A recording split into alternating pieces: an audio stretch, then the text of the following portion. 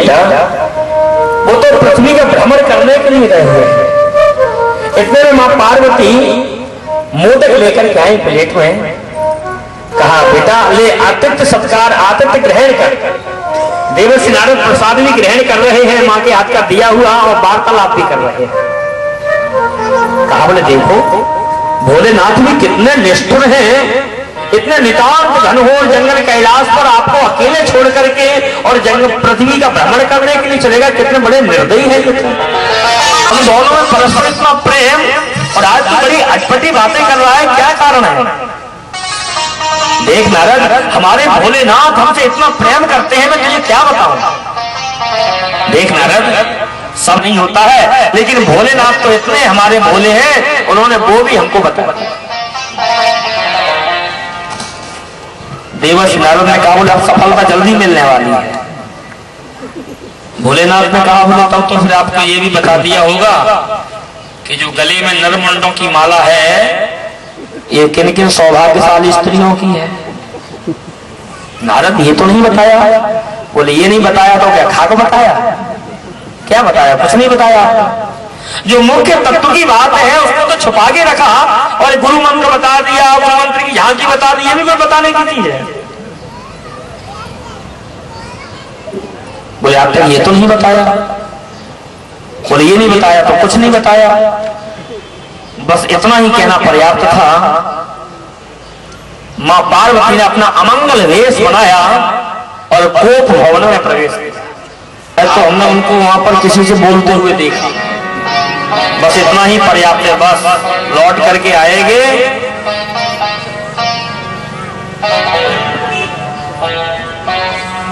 बताया तो उसको प्रैक्टिकल करके देखा जाए।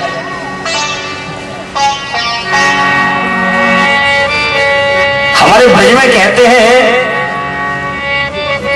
कि 100 को चून की हूं बुरी हुए। चून आप लोग जानते हैं, आटा।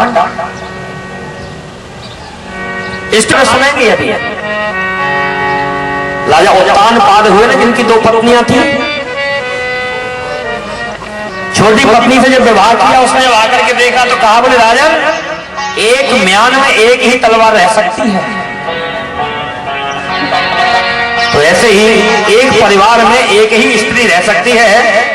अगर दूसरी स्त्री अगर आटे की बना करके रख दी ना तो विस्फोट हो जाएगा।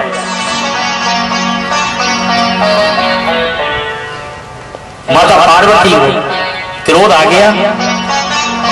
लगता है ये भोलेनाथ मुझसे दिखावटी का प्रेम करते हैं, वस्तुतः प्रेम तो किसी और से ही करते हैं।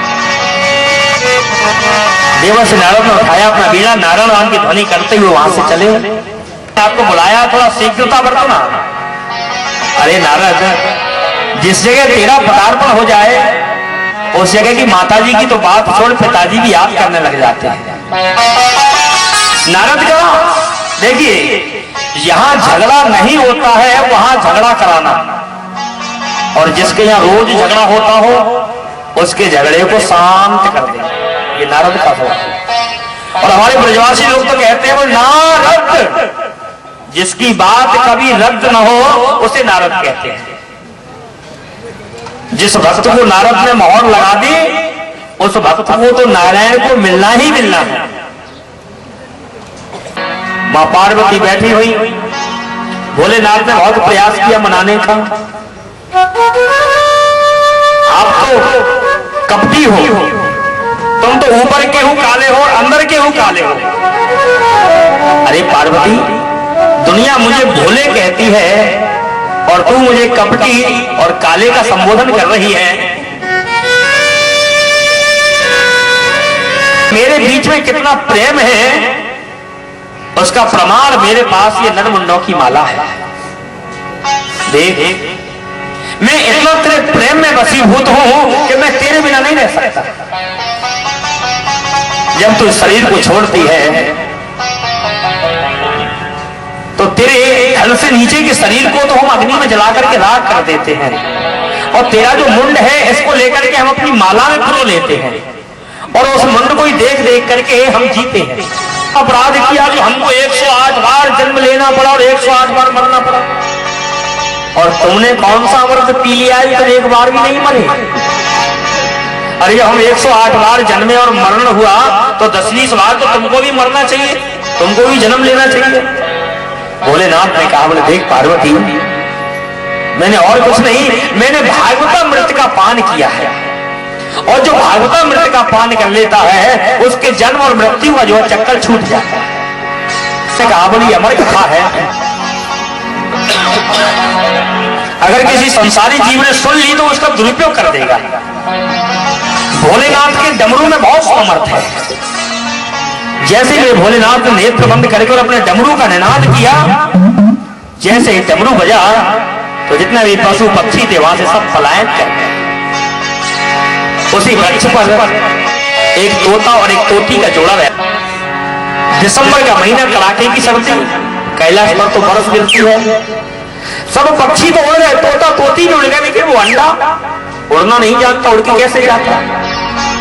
बर्फ गिर रही थी, उस अंडे के ऊपर बर्फ की परत लगी हुई थी, अंडा उड़ नहीं सकता। भोलेनाथ ने जैसे ही एकांत शांत स्थान देखा, भोलेनाथ ने कहा, बोले देखो पार्वती, जब मैं अमर कथा का गान करता हूं तो मेरी समाधि लग जाती है, और जिससे अमर कथा होती है वहां निद्रा देवी। अंडा बर्फ के अंदर दबा हुआ था, बाहर निकल के आया, हाथ से टकराया तो वो विघलित हो गया, उसमें से सुख पक्षी का प्रादुर्भाव हुआ। ये जो सुख है वो साधारण सुख नहीं है, ये राधा रानी का लीला सुख है। जो वृषभान नंदिनी को श्याम सुंदर के पास कोई संदेश भेजना होता है तो इस सुख का सहारा लेती है। वो बड़ी गुण भाषा है, गुण भाषा होने के कारण निद्रा आ जाती है। आपने देखो, जब कोई बात हमारी समझ में नहीं आती है तो नींद आ जाती है। मां पार्वती को नींद आ गई। इस सुख पक्षी ने सोचा अगर ये ओम, इसलिए माता पार्वती के स्वर में ही इसने ओम ओम ओम शब्द का उच्चारण किया। अमर कथा पूर्ण हुई। भोलेनाथ शंकर ने आवाज लगाई, बोलिए भागवत भगवान की। माता पार्वती के नेत्र खुले। कामनाथ कृष्ण और उद्धव की आप कथा बता रहे थे तो कुछ मेरी समझ में नहीं आया। भोलेनाथ ने कहा, बोले लगता है कि ये रसिक शेखर की कथा सुनकर के रसिक हो गई है। अरे तुम ओम शब्द का उच्चारण करने की तुम्हारा ही शौक था। नाथ नहीं, कोई और भी ओम शब्द का उच्चारण कर रहा होगा। भोलेनाथ ने कहा, इसका मतलब तो यह हुआ कि किसी ने अमर कथा की चोरी की है। जिसने भी अमर कथा की चोरी की है उस जीव को मैं छोड़ूंगा। और दृष्टिपात करके देखा तो अपना जो आसन लगा हुआ था, आसन के बगल में ही एक छोटा सा सुख पक्षी बैठा हुआ है। जैसे ही भोलेनाथ को देखा वो अपने प्राण बचाने के लिए उड़ने लगा। आगे आगे सुख पक्षी, पीछे पीछे भोलेनाथ शंकर अपना त्रिशूल लेकर के उसका पीछा कर रहे। यहाँ पर वेद महाराज रहते थे। इनकी धर्म पत्नी का नाम है पिंगला। शाम के समय पर मांगलिक श्रृंगार कर रही थी। उसी समय पर ठाकुर की इच्छा से उनको जवाई आई है, मुंह खोला है, वो घबराया हुआ सुख पक्षी कर्म कर रहे थे। जैसे ही परिक्रमा के लिए हुए हैं, आज भोलेनाथ को अपनी कुटिया भटकाया, मन में बड़े प्रसन्न हुए। लगता है आज हमारी साधना सफल हो गई, आज हम विकास धन्य हो गए। आगे जरूर काम किया है। भोलेनाथ ने कहा, वेद व्यास, मैंने एकांत स्थान के लिए प्रभु का ध्यान करने के लिए बताया, लेकिन एकांत में रहकर के वेद व्यास को ज्ञानी होने पर भी, अरे तू तो चोरों का सरदार है। उसको मैंने अमर कथा का पान कराया। एक सुख पक्षी ने धोखे से उस अमर कथा का पान कर लिया है। वो संसारी जीव है, इसका दुरुपयोग करेगा, इसकी खातिर मैं उसको समाप्त करना चाहता हूं। वेद व्यास जी महाराज ने कहा, भोलेनाथ, क्या आपका ही शब्द जो है वो झूठा पड़ जाएगा? आपने ही तो कहा है कि जो इस अमर कथा का पान सावधान होकर के जीव कर लेता है तो उसका जन्म और मृत्यु का चक्कर समाप्त हो जाता है। अरे चाहे उसने धोखे से सुना या जान करके सुना या चोरी से सुना, जब उसने अमर कथा पान कर ही ली है तो आपके त्रिशूल में सामर्थ्य नहीं है जो उसको मार सके। 3, 4, 5, 6, 7, 8, 9, 10, 11 12 वर्ष व्यतीत हो गए।